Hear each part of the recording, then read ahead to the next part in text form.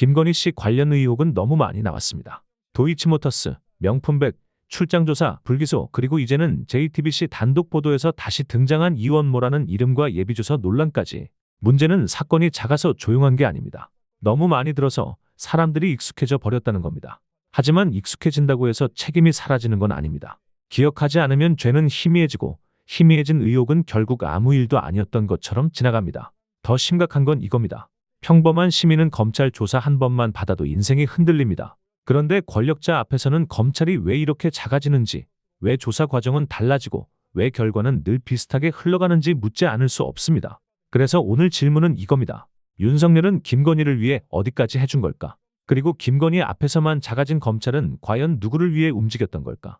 이번 영상에서는 JTBC 단독 보도로 다시 떠오른 김건희 조사 논란, 그리고 그 뒤에 남은 검찰개혁의 질문까지 차례로 짚어보겠습니다. 영상 끝까지 봐주시고 구독, 좋아요, 댓글로 내용을 널리 알려주세요. 지금 바로 시작하겠습니다. 단독 보도로 시작하겠습니다. 윤석열 정부 검찰이 김건희 씨를 출장 조사했던 날이 2024년 7월 20일입니다. 그런데 당일 오전까지 수사팀이 어디에서 조사를 해야 하는지 모르고 있었던 정황이 드러났습니다. 조사 장소를 알려준 건 김건희 씨 측이었습니다. 검찰청사에 모여 대기 중이던 수사팀은 그 통보를 받은 뒤에야 조사 장소로 출발했다는 복수의 진술이 나왔습니다. 특검은 검찰이 김건희 씨를 소환한 게 아니라 김건희 씨가 검찰을 소환한 것이나 다름없다고 판단합니다. 첫 소식 윤정주 기자의 단독 보도입니다. 2024년 7월 검찰은 도이치 주가 조작과 디올백 수수 의혹을 받던 현직 영부인 김건희 씨 소환 조사를 타진했습니다. 검찰 내부에선 청사에서 조사해야 한다는 대검찰청과 제3의 장소를 검토한 서울중앙지검의 입장이 엇갈렸습니다. 결국 중앙지검은 대통령 경호처 건물에서 김건희 씨를 출장 조사했습니다. 이례적인 출장 조사와 관련해 대통령실 개입 여부를 수사하는 2차 종합특검은 김건희 씨 측이 수사 당일 수사팀의 조사 장소를 사실상 통보한 정황을 포착했습니다. JTBC 취재 결과 특검은 도이치 사건 주인 검사였던 최재훈 전 반부패 2부장을 조사하는 과정에서 조사 당일 김건희 씨 변호인을 통해 장소를 전달받았다는 취지의 진술을 확보했습니다. 디올백과 도이치 조사에 참여한 중앙지검 형사 일부, 반부패 2부 관계자들도 특검 조사에서 조사날 중앙지검에 모여 대기하다가 장소를 듣고 출발했다는 취지로 진술한 것으로 파악됐습니다. 조사 주체인 검찰이 피의자 측으로부터 조사 장소를 전달받은 건 상당히 이례적입니다. 특검은 김건희 씨가 사실상 중앙지검 수사팀을 소환한 건 아닌지 의심하고 있습니다. 다만 수사팀은 출장 조사를 포함한 수사 과정에서 외압은 없었다는 입장입니다. 제가 주인검사로서 사건을 수사하고 처리할 때 어떠한 부당한 지시나 외압은 없었다. 특검은 내일 최재훈 전 반부패 2부장, 모레 이창수 전 중앙지검장을 잇따라 불러 출장 조사 배경과 대통령실 개입 여부를 확인할 계획입니다. JTBC 윤정주입니다. 검찰이 김건희 씨에게 소환을 당했다는 비판은 2년 전 조사 당시에도 터져나왔습니다. 검찰은 청사를 두고 무려 11km 넘게 이동해 김 씨 측이 정한 장소에서 조사를 진행했고 휴대전화까지 모두 반납해 검찰 지휘부와 소통하지도 못했습니다. 왜 이렇게까지 했을까 싶었던 그때 의문이 서서히 풀리고 있습니다. 조혜영 기자입니다. 2024년 7월 김건희 씨가 피의자 조사를 받은 대통령 경호처의 안전교육원입니다. 서울 삼청동 안가 인근의 보안시설로 일반인의 출입이 통제된 곳입니다. 김건희 씨 측이 이곳으로 조사 장소를 고르면서 중앙지검 수사팀은 서울 서초동 검찰청사를 두고 약 11km를 이동해야 했습니다. 전직 대통령들도 모두 검찰청에 와서 조사를 받았지만 김건희 씨는 예외였습니다. 검찰은 당시 중앙지검 관할 내 정부 보안청사로 소환한 것이라 강조했지만 실상은 달랐던 겁니다. 검찰이 김건희 씨에게 불려가 조사를 당한 거란 비판이 나왔습니다. 수사팀 검사들은 보안을 이유로 신분증을 제출했고 휴대전화까지 반납해야 했습니다. 검사들은 쉬는 시간에 제한적으로 휴대전화를 사용했던 거로 전해집니다. 12시간 넘게 조사를 진행하면서도 상급자에게 실시간으로 보고하거나 지휘를 받을 수 없었습니다. 이창수 중앙지검장도 한동안 검사들과 연락이 끊겨 제대로 된 보고를 받지 못했던 거로 알려졌습니다. 논란이 일자 당시 김건희 씨 변호인은 녹음과 생중계 우려도 있고 보안이 세면 휴대전화에 폭발물을 설치할 수도 있기 때문이라 설명하기도 했습니다. 검찰총장은 원칙이 무너졌던 조사를 뒤늦게 알았습니다. 우리 법 앞에 예외도, 특혜도, 성역도 없다고 말씀드렸습니다. 그러나 결과적으로 국민들과의 약속을 지키지 못하였습니다. 반복된 예외의 끝은 결국 무혐의 처분이었습니다. JTBC 조혜연입니다. 네, 저희가 어제 그리고 오늘 단독 보도로 전해드린 내용들을 종합해 보면 대통령실 그리고 김건희 씨가 검찰을 지휘했다고 보는 게 맞을 것 같습니다. 검찰은 조사 당일이 돼서야 피의자 측에서 조사 장소를 통보받은 사건입니다. 형사사법체계 문란 사건이라고 불러도 과언이 아닐 것 같습니다. 법조팀의 연지환 기자가 나와 있습니다. 자, 검찰 인사할 때부터 김건희 씨 무혐의를 위해서 다 포석을 깔아놨다 이런 지적들이 나왔었잖아요. 2024년 5월에 지휘라인 교체 때부터가 그랬습니다. 이원석 당시 검찰총장이 이 디올백 수수 전담팀을 구성한 지 얼마 안 됐을 때인데요. 당시에 중앙지검은 도이치모터스 주가 조작 사건도 수사를 하고 있었죠. 네. 중앙지검장과 차장검사 등 책임자들이 그때 바뀐 겁니다. 검찰총장의 보류 요청이 거부되는 등 총장 패싱도 있었습니다. 그러므로 김건희 씨는 내 수사는 어떻게 되고 있냐 이런 취지의 텔레그램을 박성재 전 법무부 장관에게 보내기도 했습니다. 박 전 장관은 인사는 자신이 결정한다, 장관을 무시하냐 이렇게 얘기했지만 최종 인사 결정권자는 윤석열 전 대통령이었습니다. 예, 그렇죠. 공식 결재권자는 대통령이었죠, 당시. 그 뒤에 출장 조사도 있었고 지금 돌이켜보면 황제 조사였다는 비판은 피할 수 없을 것 같고 황제 조사를 넘어서는 것 같은데 이 정도면? 네, 그렇게 보입니다. 이원석 당시 검찰총장은 검찰청사로 소환해서 조사하라고 지시했다 이렇게 못 박았습니다. 들어보시죠. 여사에 대해서도 검찰청으로 공개해서 소환 조사한다는 것을 원칙으로 삼았습니다. 공개는 조금 다른 문제입니다만 반드시 검찰청사에 출석해서 조사하도록 지시를 내렸습니다.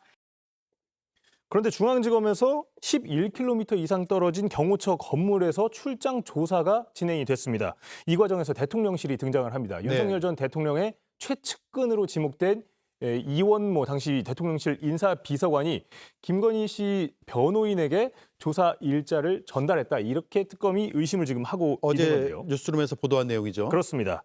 이 전 비서관이 나서서 직접 검찰까지 접촉을 하려고 했다면 그 어떤 내용으로 소통을 하려고 했는지는 수사로 밝혀져야 합니다. 예, 대통령실 인사가 전달했다는 건 전혀 이해할 수가 없고 또 인사비서관이 왜 여기에 끼어들었는지 그것도 의문입니다.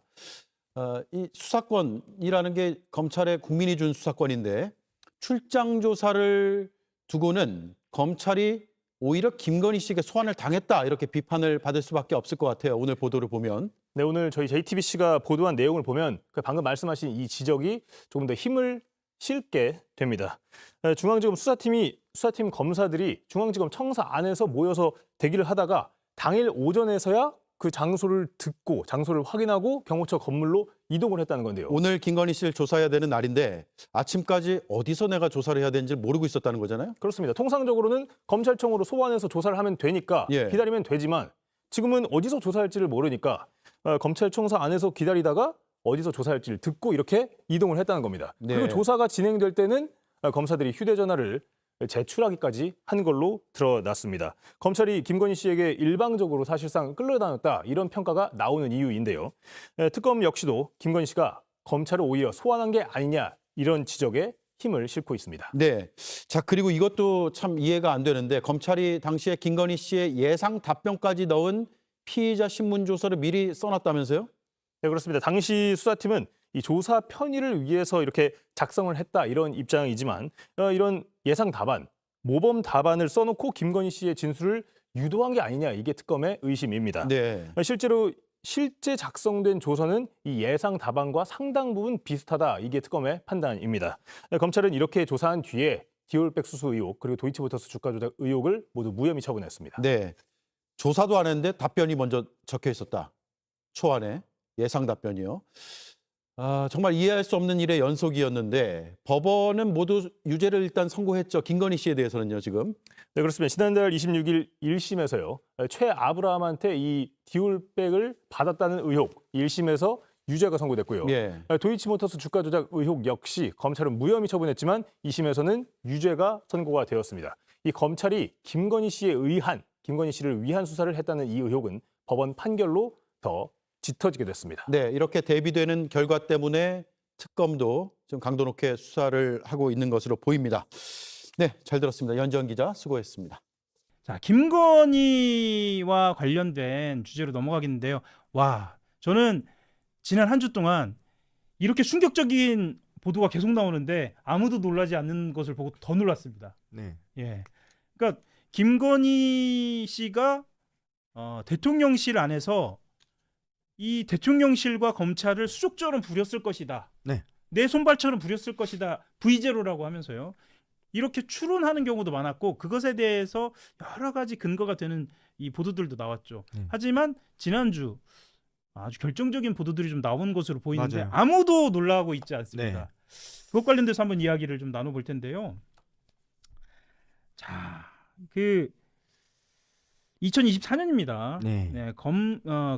김건희 씨를 이제 제3의 장소에서 출장 조사합니다. 그랬죠. 예, 이게 말하자면 이제 그 조그만 백 관련된 그렇죠. 예, 네. 그 관련된 출장 조사를 합니다. 출장 조사를 하기 전에 검찰 출신의 이원모라는 대통령실 인사비서관입니다. 법무에 관련된 사람도 아니고 물론 법무에 관련돼 있다고 하더라도 하면 안 되지만 하면 안 되죠. 예, 인사비서관이 김건희 씨 쪽에 연락을 해서 검찰 조사 결과를 미리 전달했다. 그러니까 날짜를 대통령실에서 조율을 했다라는 겁니다. 이 정도면은 그러니까 말하자면 국정농단급이거든요. 이거 좀 설명이 좀 필요합니다. 그렇죠. 이게 예. 자 이거를 제가 좀 해야 될 얘기가 하나 있는데 요건 예. 좀 뒤에 할게요. 예. 이원모 비서관 얘기 예. 맞죠? 이거는 국정농단이죠. 사실상 대통령실이 김건희 씨의 법무부 역할을 한 거잖아요. 그죠? 그렇죠. 그렇게 봐야 되는 예. 거죠. 자, 그런데 이제 거기서 제가 더 중요하게 저는 생각하는 건 이제 뒷단에 말씀을 드리려고 했었던 건지 말씀을 드리면 사실 저는 이 소식은 그렇게 충격적이진 않았어요. 저는. 예. 요거보다 요 앞단에 나왔던 기사가 저는 훨씬 더 그래요. 어떤 충격적인데 게든 예. 뭐였냐면 이건 아마 얘기하면 이게 한 열흘쯤 됐으니까 아마 많은 분들이 기억을 못 하실 건데 검찰에서 이 검찰이 김건희 씨를 대면 조사하기 전에 질의서를 미리 보냈는데 그렇죠. 질의서에 첨삭이 형태로 되어 있는 문서가 검찰청에서 발견됐다는 거잖아요. 그렇죠. 그죠? 예. 그런 기사가 있었죠. 예.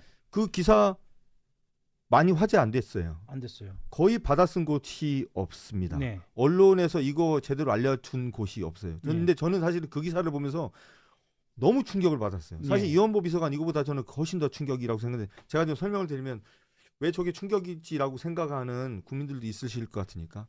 자, 보통 우리가 다 이제 검찰 수사를 받아봤으니까. 예, 저희 어머니 잘 모르시는데 검찰이 갑자기 일단 왜 저를 검찰 수사 받았다고 그런 말씀하시나요? 아니 이어가겠습니다. 팩트니까. 예. 자, 예. 검찰이 참고인이든 증인이든 피의자든 조사하기 전에 네. 사전에 질의서를 당사자에게 보내주는 경우를 본 적이 있습니까?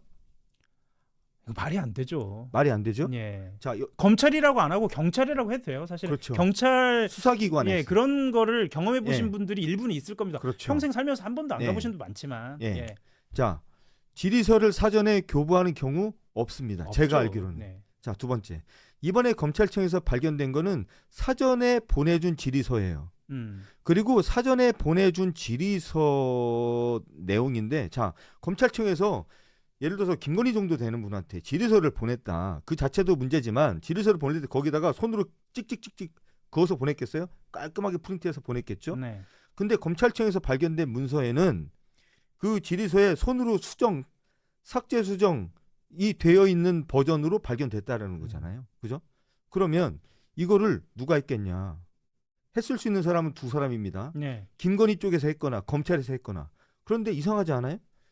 검찰에서 질의서를 보냈는데 피의자 쪽에서 이 질의서에 대해서 혹은 이 피의자 쪽에서 이 질의서와 관련된 내용에 대해서 사전에 뭐 말을 했거나 어쨌든 첨삭이 되어 있는 서류가 왜 피의자 쪽에서 발견했는데 검찰청에서 발견이 되죠? 거기서 조금 더 나가볼까요? 한겨레 네. 단독 기사가 나왔잖아요. 네. 그래서 그 말씀하셨던 것처럼 그걸 예비조서라고 표현한다면 그렇죠. 그 예비조서가 결과적으로 만들어진 조서와 80% 이상 일치한다는 거죠. 그렇죠. 그러니까 이게 좀 말이 안. 그러니까 김건희가 나중에 입장을 냈는데 예. 그 내용의 한 80% 정도 되는 똑같은 내용으로 첨삭이 되어 있는 형태로 문서가 발견됐는데 이게 발견된 곳이 김건희 씨 자택이거나 네. 집무실이면 아무 문제가 없죠. 검찰에서 받은 질의서에다가 본인들이 첨삭을 한 거니까 아무 문제가 없는데 이게 왜 검찰청에서 발견된다는 얘기예요. 그럼 우리가 추정해 볼 수 있는 얘기는 그거밖에 없어요. 질의서를 보내놓고 검찰이 본조사를 하기 전에 사전 미팅을 해서 김건희 쪽하고 미팅을 하면서 본인들이 흑조적한 거를 안 버리고 갖고 있다가 드러났거나. 그러니까 그것이 말하자면 다른 저는, 의미의 진술세미난 거죠. 네, 다른 의미의 진술세미나죠. 사실은 저는 이원모 비서관이 이 김건희 씨 조사에 등장하는 이거보다 저는 그 문제가 훨씬 더 크다고 보고 제가 얘기는 맨 마지막 하려고 그랬는데 이 기사가 한겨레 단독 아니었어요? 한겨레 단독입니다. 그죠. 예. 제가 이 기사를 한겨레 단독을 보면서 그 다음 날 예. 혹은 당일 날 얼마나 많은 언론에서 이걸 받아 쓰는지를 보려고 제가 일부러 챙겨봤는데 저도 챙겨봤습니다. 예, 기사 딱 2개. 예. 받아 쓴 언론 딱 2개. 맞습니다. 큰 언론사 하나도 없고요. 없습니다. 예. 예. 하다못해 우리가 흔히 말하는 뭐 진보적인 매체라고 네. 그동안 검찰 개혁에 대해서 굉장히 앞장서서 얘기했었던 언론이라고 하는 곳들도 몇 군데 있는데 그런 곳에서도 단 한 곳에서 받아 쓴 적이 없고 이거를 추가 취재한 기사를 제가 본 적이 없고요.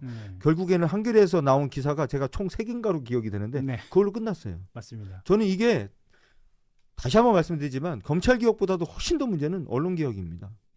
이게 예. 이게 언론에서 기사를 써주지 않으면 없는 사건이 돼버리잖아요. 사실 지금 말씀드렸던 것처럼 예비조서 그리고 말씀하셨던 것처럼 첨삭된 것 네. 그것이 결과적으로 조서가 돼버린 것이 80% 이상 일치한다. 이런 사실이 이것이 어떤 의미가 있다라는 것을 언론이 네. 보도를 해야 하는데 자 그리고 이원모 비서관 관련돼 가지고 예. 잠깐 한 1분만 제 자랑 좀 해도 됩니까?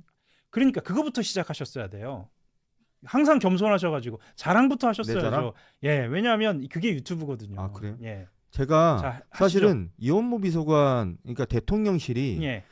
이 윤석열 씨 부인의 사적인 사건에 지금 개입했다라는 거잖아요. 네. 국정농단이라는 표현을 좀 주셨고 사실은 저는 지난 10여 년 동안 대한민국의 언론 시장이 훨씬 더 후퇴했다고 생각을 하는데 제 기사 하나로 사례를 들어서 말씀드릴게요. 예.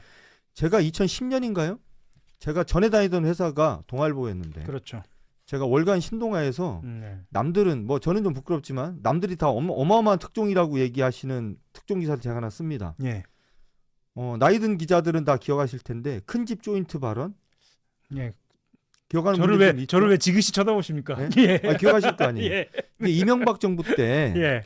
이명박 정부 때 MBC를 포함한 언론을 이명박 정부가 탄압을 하고 이제 장악을 하죠. 그 벌써- 의심이 어마어마하게 예. 있었고 했는데 증거가 없었어요. 그랬는데 그 당시에 MBC의 대주주였던 방송문화진흥회, 지금도 MBC의 대주주는 맞습니다. 방송문화진흥회고 예. 그때 방송문화진흥회 이사장이었던 그 김우룡이란 벌써 예. 예. 그분을 제가 인터뷰를 합니다. 예. 근데 그 당시에는 언론 아침마다 신문을 피면 한겨레는 당연하고 예. 거의 모든 언론이 일면 기사가 다 MBC 얘기였었던 MBC 시기예요. 였어요. 그래서 예. 제가 사실은 언론 전문가도 아닌 제가 음. 너무 희한해서 음. 아니 도대체 이 MBC 사태가 뭐야 도대체 이게 너무 궁금해서 여러 사람한테 전화를 해요. 그래서 그분한테 이제 방송문화진흥회 이사장님한테 이제 전화를 합니다. 이제 김우룡 이사장한테 전화해서 인터뷰 좀 합시다. 네. 도대체 MBC가 왜 이렇게 시끄러운지 인터뷰를 합시다. 거기에서 김우룡 씨 입에서 이제 어떤 얘기가 좀 나오냐면 그런 말이 나와요. 아니 청와대에서 MB 사장 김재철 사장이 조인트 맞고 깨진 다음에 MBC 인사했고 좌파 인사 80% 다 덜어냈고 이제 한 20% 남았다. 이제 좀만 더 하면 MBC의 좌파 다 몰아낼 수 있다. 이제 이런 발언이 나오는데 그런 말이 나왔다는 게 너무 신기했어요. 너무 신기했죠. 예. 저는 이제 이분이 했던 말 그대로 제가 기사를 예. 써드렸어요. 네. 난리가 나서 난리 났죠 그때. 그때 전 언론이 제가 지금 기억이 나는 게 제가 기사를 쓰고 이틀인가 있다가 김우룡 씨가 이제 사퇴를 합니다. 예. 방송문화진흥회 이사장 사퇴하는데 그 다음 날 하다못해 매일경제, 한국경제를 포함한 경제지들까지 일면 톱 기사가 신동아 기사였어요. 저도 이제 기사 생활하면서 그런 경험을 처음 해봤는데 네. 제가 쓴 기사가 대한민국 모든 일간지의 일면 톱 기사로 나온 거를 저도 이제 그때 처음 경험을 네. 해봤는데 사실은 그때 그 일과 이번에 이원모 비서관의 이 국정농단에 해당하는 이 일이 차이가 있습니까? 질문인가요? 본질적으로 같은 문제잖아요. 그렇죠. 본질적으로 같은 일이잖아요. 예. 근데 왜 지금 대한민국 언론은 그러니까 이혼 그렇죠. 이혼으로. 예. 그렇잖아요. 그렇죠. 대통령실이 개입해서는 안 되는 곳에 개입한 겁니다. 네. 대통령실이 언론을 장악하는 과정에 언론을 장악해서도 안 되고 네. 언론과 관련돼서 인사권을 직접적으로 행사하기 위해서 뭔가 뭐 역할을 하고 그 방송사 사장을 불러다 조인트 가고 이래도 됩니까? 안 그거는 되죠. 김우용 얘기고요. 예. 예. 예를 들어서 대통령실에서 일을 하는 사람이 사인인 대통령의 부인과 관련된 개인적인 송사 사건에 끼어들어서 거기에서 이런저런 정보를 전달하고 이래도 됩니까? 이 두 사건이 본질적으로 다른가요? 한겨레가 더 좀 잘하겠습니다. 한겨레가 잘하고 하나도 다르지 않은데 예. 하나도 다르지 않은데 그래도 최소한 10여 년 전에 그 사건이 벌어졌을 때는 대한민국의 보수니 진보니 할 거 없이 언론들이 이건 아니다. 다 들고 일어났어요. 하다못해 조선일보도 들고 일어났어요. 조선일보의 그 날짜 일면 톱 기사가 뭐냐면 김우룡 사퇴예요. 딱 5자. 제가 기억이 근데 납니다. 그러고 보면 이번 이 김건희 씨와 관련된 것은 네. 정말 희한하게도 윤석열도 마찬가지입니다. 윤석열과 관련된 보도도 희한하게 축소되고 관심이 좀 덜하게 되고 맞아요. 이런 상황으로 좀 가고 네. 있습니다. 예. 제가 볼 때는 대한민국 언론의 보도의 수준 이게 수준이 지난 10여 년 후퇴했다고 생각을 하는 생각을 제가 많이 하는데 예. 이번 이 사례도 보면서 그 생각을 똑같이 했어요. 그래서 언론의 개혁이 무엇보다 중요하다. 자, 근데 일단 법사위 관심을 갖는 게 이제 당장 이 검찰 개혁이 아직 마무리가 안 돼서 그 부분 때문에 많은 분들이 또 관심을 갖는 것 같은데요. 우리 의원님 말씀을 듣기 앞서서 요거는 또 다시 한번 얘기를 하고 가도록 하겠습니다. 검찰 개혁 아주 지긋지긋하다라고 이야기하는 분들이 많습니다, 사실. 그런데 검찰 개혁 문제로 윤석열이가 탄생을 했습니다. 검찰 개혁이 잘 되지 않는 검찰 개혁을 추진하는 과정에서 탄생한 인물이 윤석열이야. 그렇죠. 네. 그래서 조작 수사 기소로 이재명 대통령 제거하려고 했어. 그리고 결국 내란 일으켰잖아. 네. 극히 일부의 사건을 조작해도, 극히 일부의 사건을 조작해도 대한민국 운명 자체를 바꿀 수 있는 문제야. 그래서 검찰 개혁 하자고 얘기를 하는 겁니다. 맞습니다. 왜 자꾸 검찰 개혁 이야기만 하냐? 지금 지적하는 분들이 있습니다. 검찰 개혁 완수 안 됐으니까요. 라고 답을 하고 싶습니다. 2030은 검찰 개혁 관심 없다. 2030은 오직 민생과 경제에만 관심 있다. 라고 지적하는 분이 있습니다. 검찰 개혁하면은 다른 거 아무것도 못 합니까?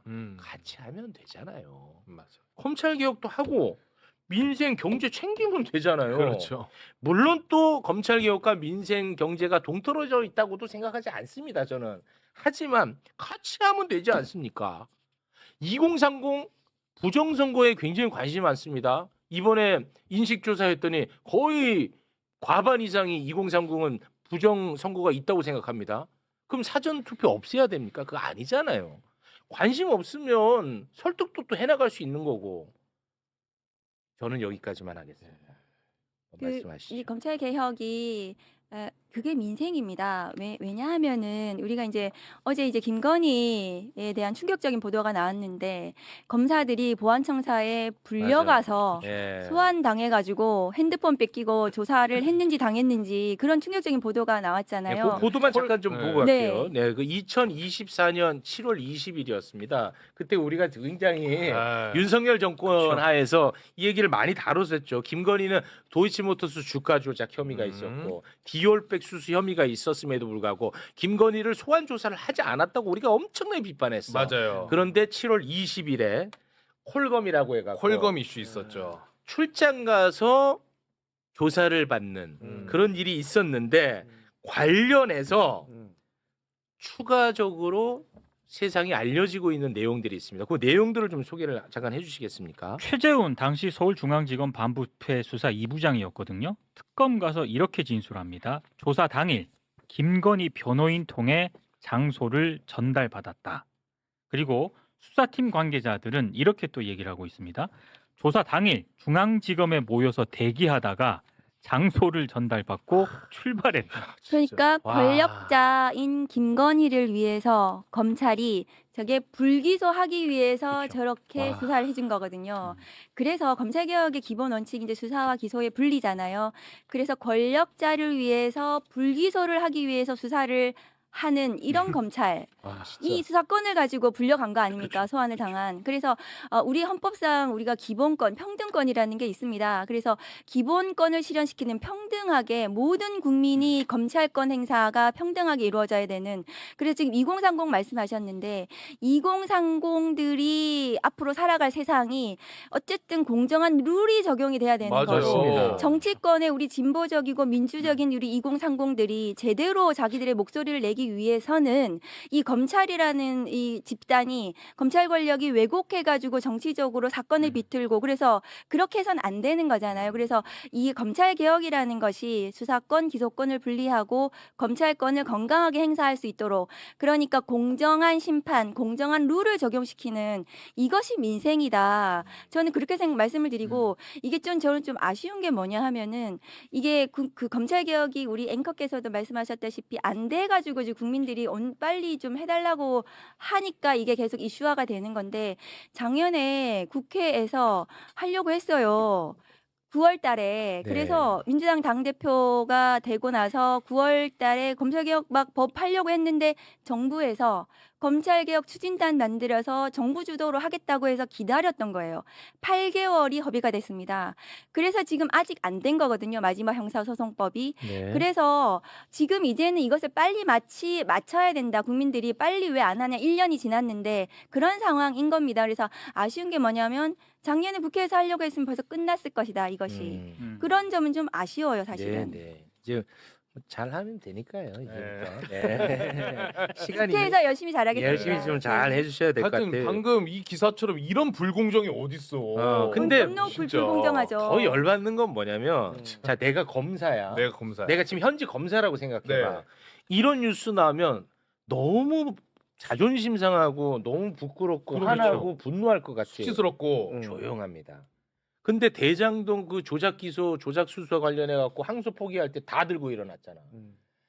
이런 말도 안 되는 이중잣대가 어디가 있냐는 거야. 나는 이 검찰의 이 조직들. 시험 유출로 최근에 네. 감봉 1개월 징계 받았던 네. 그분 한번 이렇게 뭐 게시판에 쓸 법도 한데 조용합니다. 아니 얼마나 이 자기 모욕적이야. 너무 치욕스러웠어요. 그렇습니다. 네, 저는 검사 생활 24년 하면서 저렇게 불려간 적이 한 번도 없습니다. 아, 당연히 피의자에게요. 없죠. 네, 있으면 안 되죠. 없습니다. 있으면 안 네. 있으면 안 돼. 있으면 안 되는 거죠. 근데 네. 있어서는 안 되는 일이 벌어진 거예요. 네. 아니 검사가 대기하고 있다가 어디로 와? 피의자가. 네, 피의자가. 그런 일이 있을 수가 있습니까? 그런데도 아무도 무슨 얘기도 안 해요. 안 하잖아. 네. 핸드폰 폭탄 있을 수 있으니까 제출해. 제출해. 그래서 제출했어 실제로. 검사들이. 그래서 조사하면서 윗선에 보고도 못했어. 공무원증도 반납하고 들어갔죠. 네. 사실 보고가 아니라 실시간으로 지부하고 소통을 하면서 조사하는 거예요. 못했다노잖아. 네, 그러니까 제출하라고 하니까. 네. 예 하고 갖다 준 거예요. 중앙지검에서 네. 우리가 지금 어디서 수사하는지를 몰라갖고 네. 기다렸대 이렇게. 근데 그쪽에서 연락받고 야 이거 왔다 빨리 가자. 답답해 죽는 줄 알았어 하면서. 근데 들어갈 때 다 핸드폰 반납하고 반납하고. 들어가고. 이런 그럼 거기 안에 그 김건희 씨가 이러고 딱 왔어. 왔어요.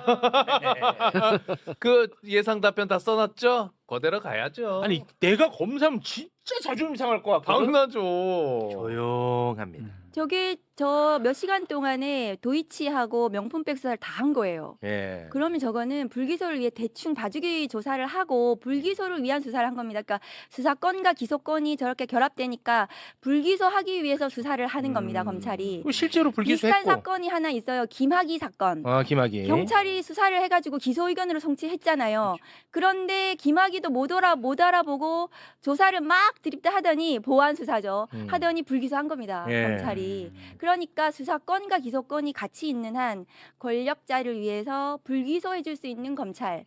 그런 이 수사권과 기소권은 분리하는 게 맞죠. 네. 뭐 실제로 불기소 처분됐고. 그렇죠. 근데 나중에 이제 정권 바뀌어가지고 다시 수사해가지고 유죄 받았잖아. 두 개 다 유죄 받았잖아. 네.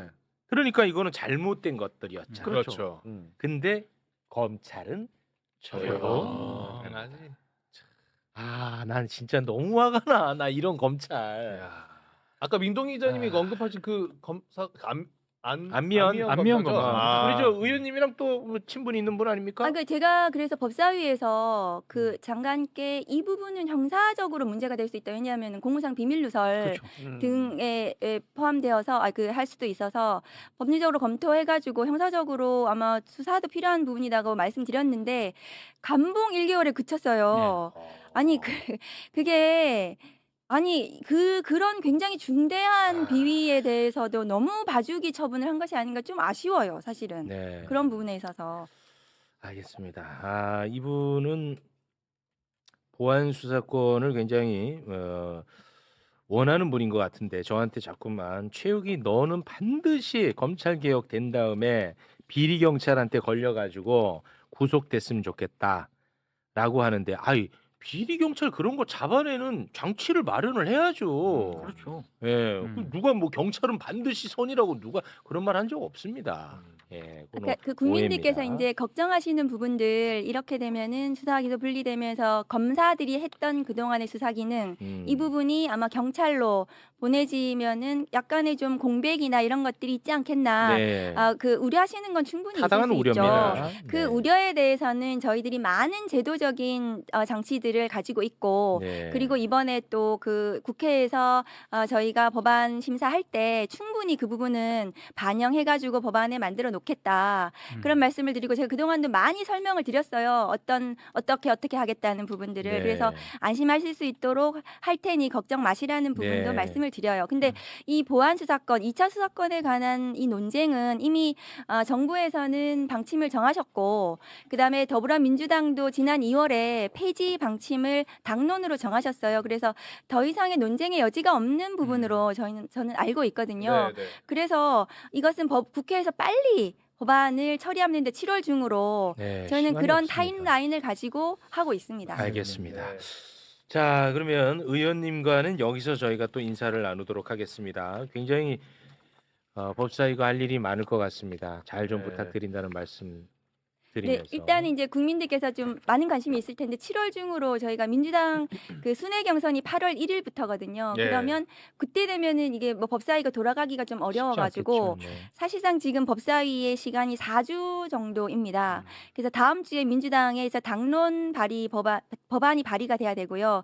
그 전에 이제 당정청이 이제 협의를 해야 될 텐데 그게 이제 확정적으로 잘 마련만 되면은 이제 그 국회 법사위에서는 빠르게 심사해가지고 이 법사위 통과시키고 본회의 통과시키면 7월 중으로 법안이 가능합니다. 그래서 그런 부분을 좀 관심을 가지고 계속해서 국민들이 좀 응원을 해주셨으면 좋겠다. 법사위도 열심히 하겠다. 우리 또 존경하는 소영교 위원장님께서 막 의지를 가지고 계세요. 네. 그래서 저희들이 법사위를 좀 지켜봐 주시면 좋겠다. 그런 응원의 부탁 말씀 좀 드립니다. 알겠습니다.